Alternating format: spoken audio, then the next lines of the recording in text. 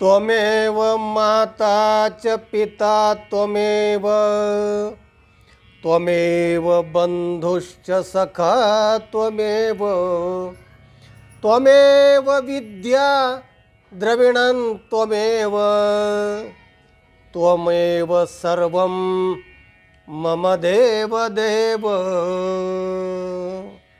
सज्जनो, आज आपणाला लेकुराचे हित या तुकोबरायांच्या अभंगावर विवरण ऐकवणार आहे. अभंग आहे. लेकुराचे हित जाणे माऊलीचे चित्त, ऐसे कळवळ्याची जाती, करी लाभावी न प्रीती, ओटे भार वाहे त्याचे सर्वस्व ही साहे, तुका म्हणे माझे तुम्हा संतावरी ओझे, ऐसे कळवळ्याची जाती, करी लाभावी न प्रीती. निरूपण. रामायणातला प्रसंग आहे. रावणाचा वध झाल्यानंतर लंका ताब्यात आली. सीता मातेला बरोबर घेतलं आणि जेव्हा अयोध्येला निघणार तर लक्ष्मण रामाला म्हणतो, प्रभू लंका किती सुंदर आहे, झाडी डोंगर हे समुद्र आहे, सगळी सोन्याची लंका आहे. तेव्हा या इतक्या रमणीय आणि मौल्यवान नगरी सोडून आता अयोध्येला जाण्यात काय मजा नाही, आपण इथेच राहूया, स्वर्णमय लंका आहे.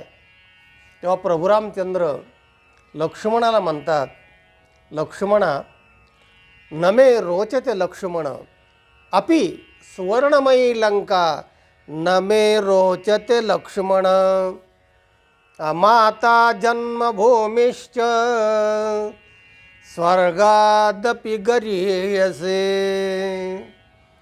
अपि स्वर्णमयी लंका, जरी सोन्याची लंका असली ना तरी नमे रोचती लक्ष्मण, मला ती आवडत नाही. माझी आई आणि जन्मभूमी मला स्वर्गापेक्षाही श्रेष्ठ वाटते. आणि म्हणून आईचं महत्त्व एवढं आहे पहा.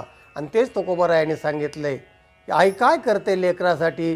लेकोराचे हित, लेकरू म्हणजे आईचं लेकरू, आणि ते मेंढरू असताना त्याचं कोकरू असतं बघा. तेव्हा लेकरू हा शब्द तो आत्ता ज्यांनी मोठं आंदोलन उभा केलं पाटील, तर त्या पाटलाने हा लेकरू शब्द फार वेळा वापरलेला आहे.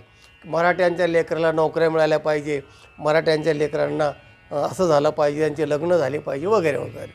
तेव्हा लेकुरा हा शब्द फार हृदयाला भिडणारा असा आहे आणि तोच तुकोबरायाने वापरला आहे. त्या लेकराचं हित आईला माहिती असतं.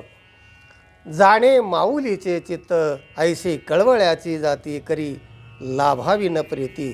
ती कळवळ्याची जात आहे बघा, तिला करुणा येते, तिच्या ठिकाणी सहनशीलता तर असतेच असते, पण वात्सल्य प्रेमाने गच्च ओतप्रोत भरलेली असते. तर ती लेकरावर करी लाभावी न प्रीती. त्या मुलाची काय नोकरी नसते, मुलाकडून काही लाभही नसतो तिला, पण तिच्यावर प्रीती करते ती. माझा राजीव गांधी, माझी अमुक मुलगी असेल तर माझी अमुक, असं त्याला मोठं भूषण असतं त्या स्त्रीला. अशी ते कळवळ्याची जात आणि लाभावीन प्रीत करणारी आई असते. तिसऱ्या चरणामध्ये महाराज म्हणतात, पोटे भार वाहे. 9 महिने 9 दिवस पोटामध्ये भार वाहते, त्याचे सर्वस्व ही साहे, सगळं सहन करते. तुका म्हणे माझे तुम्हा संतावरी ओझे. हे एवढं मोठं आईचं महत्त्व का सांगितलं इथे, तर आईच्या हृदयाचे संत असतात. म्हणून तुकोबराय संतांना विनंती करतात की संत जन हो, तुका म्हणे माझे तुम्हा संतावरी ओझे. आईवर जसं सगळं मुलाचं ओझं असतं आणि आई मुलाचं सर्वस्व करते ना, तसं माझं मी लेकरू आहे तुमचं आणि माझं हित तुम्हाला माहिती आहे, तर माझं ओझं तुम्हावर आहे, अशी विनंती माझा तुकाराम महाराज संतांना करतायत. तेव्हा आईचं दृष्टांत देऊन करतायत. फार महत्त्वाचं आहे. आई म्हणजे कुठली ठेच लागली, दुःख झालं, काय झालं की आई गं आई असा शब्द माणसाच्या तोंडून आपोआप बाहेर येतो, त्याला सांगावं लागत नाही.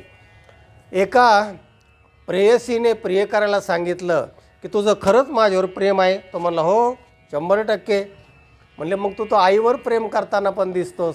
म्हणले हो आई आहे ना, ती आईवर प्रेम करत नाही, ते असतंच म्हणाले, मुळातच ते स्वाभाविक आहे.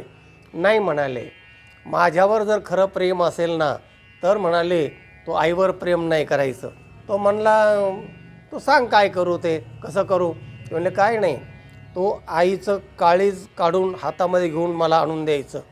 अरे बापरे, त्याला मोठं धर्मसंकट पडलं, पण त्याने ते धाडस केलं. आईला मारलं, तिचं काळीज काढलं, हातात घेऊन जेव्हा त्या प्रेयसीकडे चालला ना, चालता चालता त्याला ठेच लागली. आई ग असं म्हणल्याबरोबर ते काळीज बोललं, बाळ ठेच लागली काय, लागलं नाही ना. तेव्हा त्याने पाहिलं, बापरे, काळीज आईचं बोलतं आहे. म्हणजे आईला मारलं तरी आईचं काळीज मुलाला बोलतं आहे की बाळ फार लागलं नाही ना. तेव्हा अशा प्रकारचं मातृहृदय असतं आणि मातृहृदयाचे संत असतात. म्हणून तुकोबराय म्हणतात की माझं तुमच्यावर ओझं आहे, माझा उद्धार तुम्हीच करा, कारण माझं हित कशात आहे ते तुम्हाला माहिती आहे. अशा या अभंगाचा तात्पर्य अर्थ आहे. सज्जन हो, माता भक्त बना. जर तुम्हाला जन्मदात्री माता नसेल तर गोमातेचं भक्त बना, तरच आपलं जीवन कल्याणमय, आनंदमय, मंगलमय होईल. हा व्हिडिओ इतरांना पाठवा, लाईक करा. चॅनलला जर सबस्क्राईब केलं नसेल तर सबस्क्राईब करा. ज्ञान ऐकत रहा, ज्ञान वाटेत रहा, आनंदी रहा. रामकृष्ण हरी.